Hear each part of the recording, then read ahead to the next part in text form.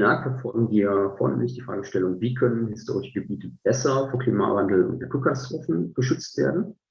Und damit sind wir an der Schnittstelle zwischen Management von Kulturgütern, Katastrophenschutz und Klimawandelanpassung. Wir wollen wissen, wie können wir diese Gebiete besser verzahnen, wie können wir Entscheidungsträgerinnen und Entscheidungsträger an den Schnittstellen zwischen diesen Bereichen besser unterstützen und wie können wir das Bewusstsein für klimawandelbedingte Gefahren besser in dieser Schnittstelle verankern.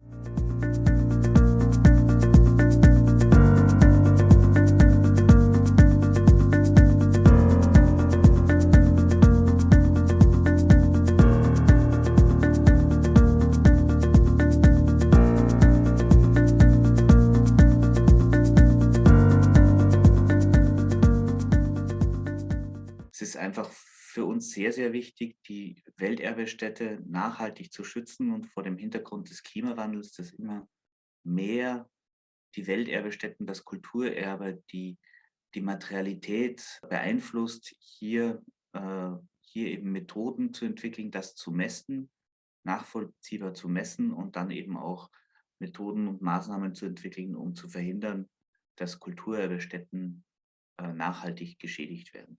Kulturgüter spielen oft eine wichtige soziale Rolle für die lokalen Bewohnerinnen. Sie sind beliebte lokale Standorte, die eine Art kollektive Identität spiegeln. Und für Hamburg ist eine Hafenstadt und davor sind die Speicherstadt und das Kontorhausviertel beide von zentraler Bedeutung zu dieser kollektiven Identität. Das ist auch lebendige Geschichte. Die Speicherstadt ist kein Museum und diese aktive Kontinuität der Nutzung ist wirklich zu schätzen und zu schützen.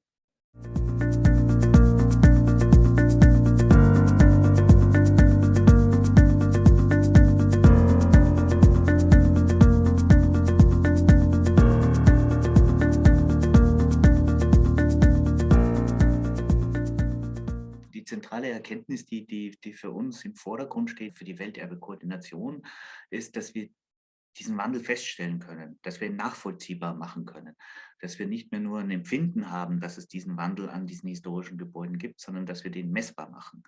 Und wenn wir ihn messbar machen, dann können wir auch Maßnahmen testen, mit denen wir die Auswirkungen des Klimawandels auf diese historischen Gebäude vermindern, verändern oder eben die Gebäude anpassen. Also ich bin begeistert, dass wir einen sehr konkreten Anfangspunkt in Hamburg haben, und zwar den Welterbe-Managementplan von Speicherstadt und Kontorhausviertel.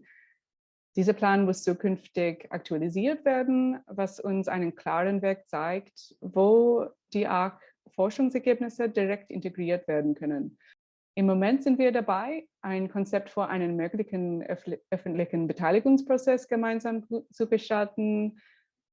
Dabei sehe ich, dass die Perspektiven der lokalen Bewohnerinnen im Laufe des Projekts relevanter geworden sind.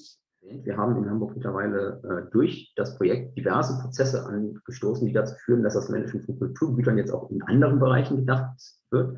Beispielsweise haben wir jetzt Diskussionen angestoßen, wie Kulturgüter von Hamburg für das digitale Bauwesen inkludiert werden können. Und das zweite Thema, das ich in Hamburg mega spannend finde, ist die Neugestaltung des Managementplans der Speicherstadt und wie hier die Aspekte von Kulturschutzmanagement, Katastrophenschutz, Klimaschutz und Anpassung kombiniert werden.